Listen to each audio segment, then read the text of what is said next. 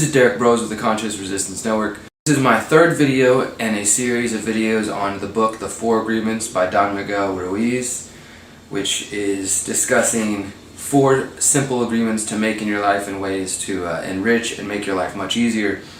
These include: be impeccable with your word, don't take anything personally, don't make assumptions, always do your best. In the past 2 videos I did a introduction video for the first chapter, which is called Domestication of the Dream of the Planet, and I give an analysis how I think this sort of ties into an anarchist or freedom mindset. And then we went through be impeccable with your word, which is very important. Basically, you can refer back to those videos if you want to learn more about them. And here we are in the 3rd out of 5 series. The second agreement is called Don't Take Things Personally. And I'm excited about this one because, well, this is another one that's equally important. The way he lays it out is the first agreement, be impeccable with your word, is sort of the intrinsic, the important, most important one, if they are of differing importance. And the rest of them kind of form out of that initial be impeccable with your word. So that one's absolutely important. Refer to that one. So don't take things personally. He says if someone calls you stupid without knowing you, it's actually about them. The only reason to take anything personally is if you agree. Once you agree, you accept that poison. So if somebody's speaking ill of you, the only reason to even be bothered by it is if you believe what they're saying to be true. If it has some sort of resonance within you, this phrase, if you spot it, you got it, is one thing that they teach you in some recovery programs. When you're going through your healing process, you can tend to be very negative and focus your energy outward about who did you wrong and who's doing things wrong, other people. But often the things you're seeing in other people are things that are important that you need to look at about yourself. So yeah, unless you think there's truth to what somebody else is saying and you agree with that statement, then there's no reason to take it personally. Once you agree and you take that poison, whether positive, whether the truth is positive or negative, he calls it a poison that we accept. That poison creates a dream of hell. And again, refer back to the first video where he talks about the dream of the planet and the domestication of the human being, and how we're all constantly creating and dreaming our own reality. And it's our choices about these reality and the way we perceive each other and perceive ourselves that creates a heaven or a hell. He says personal importance traps you in hell, assuming everything is about me. Nothing other people do is because of you. When we take things personally, we assume others know what is inside of our world, and that's very important. This is something I also refer to in my book, The Conscious Resistance: Reflections on Anarchy and Spirituality.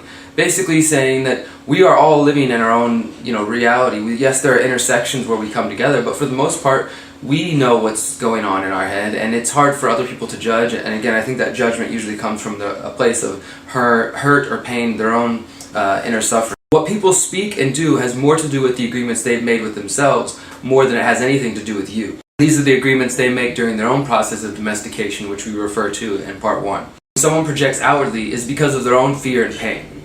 Taking things personally makes you an easy prey for black magicians. Now, I told you in the other video, Don Miguel refers to our word as either, magic that can do good, white magic, positive magic, or dark magic, black magic. And so he says that there are these black magicians and people who use their word to hurt others. By choosing to take things personally and see yourself in other people's journeys and their words, or even believe that they know what's best for you and they know the agreements you have made, you actually make yourself easy to prey upon for these black magicians. And then once you accept what they say and you take that in, he says you begin spewing garbage. Taking things personally, he says, is a reaction and a defense mechanism of the ego. At this point, Don Miguel recommends something that to me it struck me as a super Buddhist type of thought in my research and my studying of Buddhism. This is definitely something that the Buddha talks about. Don Miguel says pay no attention to praise or condemnation, and this is what Buddha said, that you should be driven to doing acts of compassion and to living a just life and to just being in this moment and to recognizing all that there is, regardless of whether or not people are condemning you because you're not doing that or praising you because you are doing it. You should do good things and live in a way that is in line with the agreements you make with yourself, simply because that is what is best to do, regardless of what other people think. Everyone has their own belief systems, and it's about them, not you. We also remember to take responsibility for our own feelings. If my words hurt you, it is because they have touched upon wounds of your own. So think about that. Next time, the people can be hurtful in their actions and can say rude and horrible things, but if somebody's attacking you and saying something and they don't really know you, if it creates a response and creates some feelings and you start getting those feelings inside of you, you need to look at, well, is there truth to what they're saying? Why is it causing me to react this way? Is it just because this person is being an ass or they're just being rude? Or is it because they're actually speaking something that is truthful and I know it, and so it's causing this cognitive dissonance inside of me? It says to watch your intentions, but to realize that people are living in their own movie or dream. They are the director and we are actually just secondary actors in other people's dreams and each other's dreams. The movie unfolds according to the agreements each person has made in their own life. So if you live without fear, there is no place for fear, jealousy, or hate, he says, when you live by these agreements. When you learn to be impeccable with your word, to say what you mean, to be honest and direct and not say things that would harm yourself or harm other people, then to not take things personally. Then you're starting to work towards living a life that is balanced and based on healing and understanding and growing. When you love yourself, you love everything around you, you don't blame anyone. Don't take your own thoughts personally, your opinions are not necessarily true.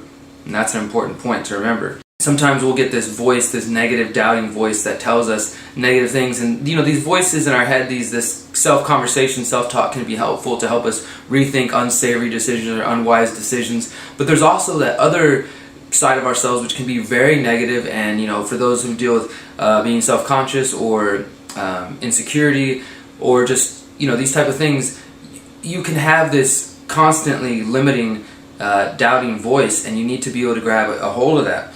And that's not you. Recognize that's not you, that you are trying to use the agreements and use your life to create a space for you that's going to allow you to live up to your fullest potential. The mind can talk to itself. Part of the mind speaks to another part of itself.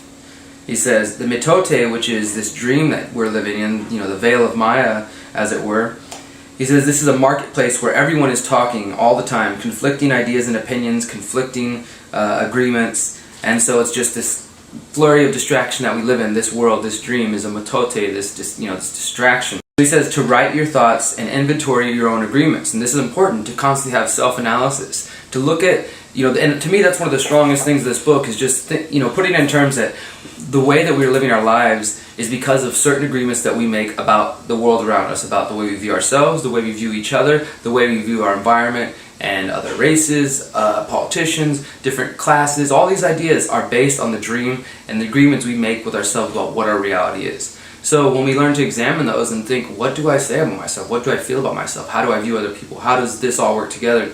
You can really start to see the limitations and the faults and errors in your thinking. And I think this book does a great job of pointing that out. Trust yourself. Decide what to believe. It also says that people, they lie out of fear. They lie out of fear of being imperfect. So we have this dream that is created around us of what a man is, what a woman is, and with all these sort of stereotypes and these cultural creations that have been put upon us, and we try to live up to these standards that aren't our own, and they aren't necessarily even what we believe happiness is, or what success is, or what love is. But these are the dream that has been placed in front of us, and a lot of times people will buy into that. So when they're not living up to that dream that they believe they're supposed to, they feel as if they're failing, and that creates feelings of doubt in the circle. If people's actions are inconsistent, you are lying to yourself by not listening to their actions. That's important too. If their actions are not consistent with their words and who they say they are, then you are continuing to lie to yourself by not listening to what their actions are actually saying and listening to their words instead. Truth may hurt, but don't be attached to the pain. If someone is not treating you with love, respect that it's a gift if they walk away. And that can be very difficult for people in relationships of all types, business relationships, romantic relationships, otherwise. Trust yourself and love yourself, hugely important. I think that's valuable advice all around. Not taking things personally equals freedom. Not taking things personally equals breaking unhealthy routines and habits. Habit becomes practice, and you don't need to put trust in others.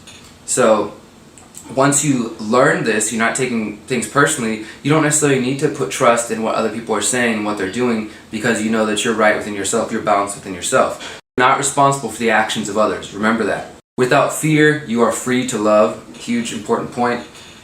And finally, he says, follow your heart and you can be free in the middle of hell, totally unaffected. Because he says, this world, it's a hell or a heaven, whatever we create, but you can be surrounded by the madness, and if you know what is right within you, then the madness won't affect you. Again, Please go back and watch the first 2 videos, Domestication, the Dream of the Planet, and Be Impeccable with Your Word. Please let me know what you think about these books. This book and his other books are very, very, very simple but profound, and I do think that they can play a role in helping us become healthier individuals, healthier activists, anarchists, and human beings all around. Just a sneak peek, the next agreement that we'll go over in the coming video is called Don't Make Assumptions. So check out that. I look forward to talking with you guys more about the 4 agreements. Please subscribe, share this video, like us on Facebook, and check out the other 2 videos in this series. I'll talk to you guys soon. Peace!